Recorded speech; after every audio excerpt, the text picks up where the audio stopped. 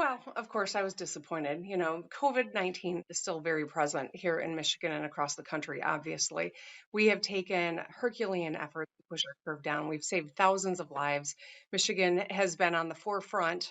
We've done an incredible amount of work, and I would hate to think that the sacrifice that we've made could be made in vain because some people are losing interest or are dropping their guard. We've got to double down right now more than ever.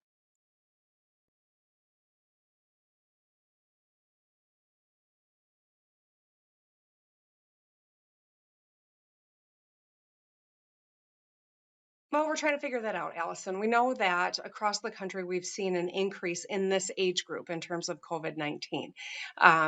Perhaps it's, all of the mixed messaging that's happened at the federal level.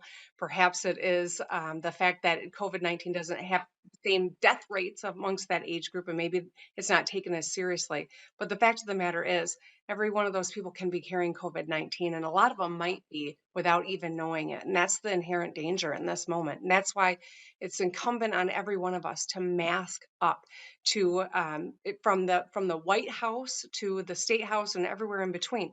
That's the most important thing that we can do right now. And we're seeing things like this play out across the country.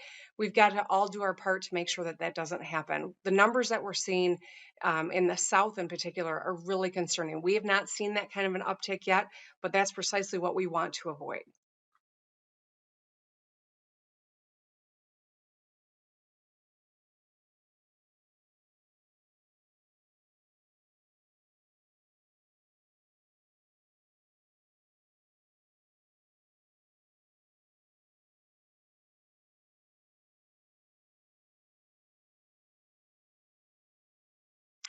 Yeah, so we, have a phased in re-engagement of our economy, and I had hoped to take the rest of the state into phase five, but we dialed it back right before Fourth of July because we see these numbers increasing. So not having bars that are serving indoors, that's one thing. But we're going to continue to monitor the numbers. If they keep moving up, we're going to dial back if we have to, and it's the last thing any of us wants.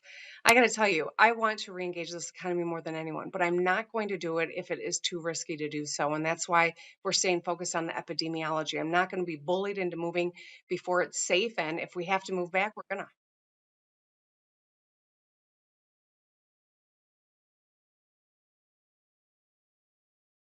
Gyms are not open, theaters are not open. There are a number of other business entities that are not re-engaged yet.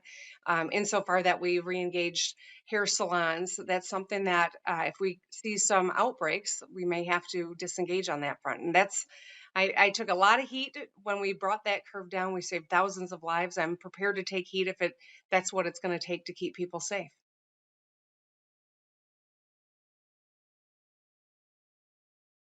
So we put together a task force, 25 people, incredible expertise to put together the protocols to reengage schools in the fall, if it is safe to do so. So we will be prepared, but of course, I cannot tell you what life is going to look like in Michigan in 2 months from now. We're going to continue to watch the numbers. Depending on which phase we are in, we've got different protocols that have been promulgated because we want to get kids back in the classroom, but only if and when it's safe to do so. And that's why wearing a mask today increases the odds that we can get our kids back in class in the fall.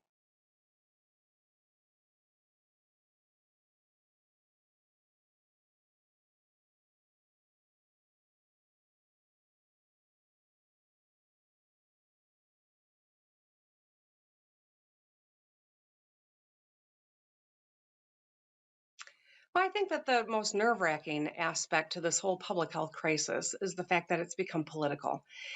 Lives will have been lost because of the politics around what should just be a public health crisis.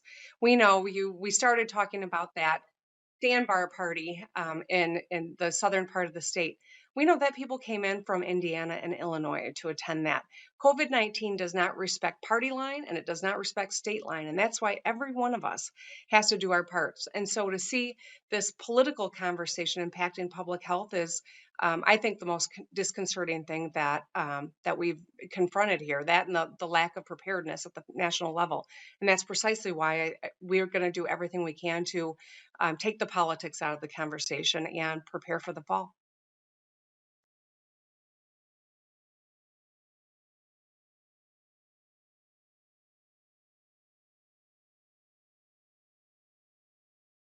Well, I'd like a national mask up campaign. I think that if everyone endorsed this, that's the a simple, cost-effective thing that we could do to really mitigate spread.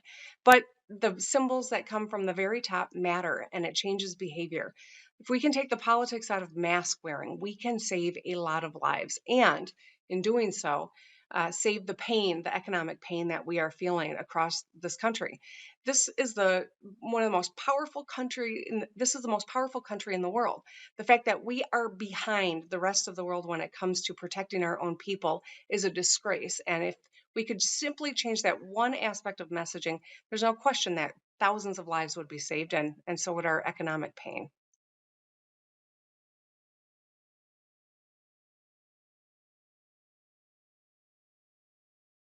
As someone who has been in a position where I had to pick a running mate, I can tell you that the decision lies with that one person. So you'll have to ask the former vice president that question.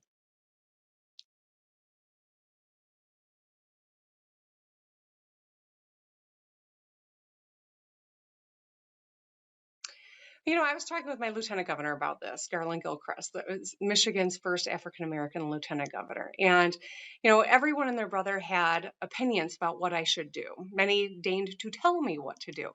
The fact of the matter is, I knew that I needed to have someone who could do the job in the that I wasn't able to, and someone that I could trust, that we saw the world the same way. And so I think that those are paramount. I recognize that representation matters, and we've got the most diverse cabinet the state of Michigan has ever seen. And I think that that is an important part of the conversation about where we're headed as a country.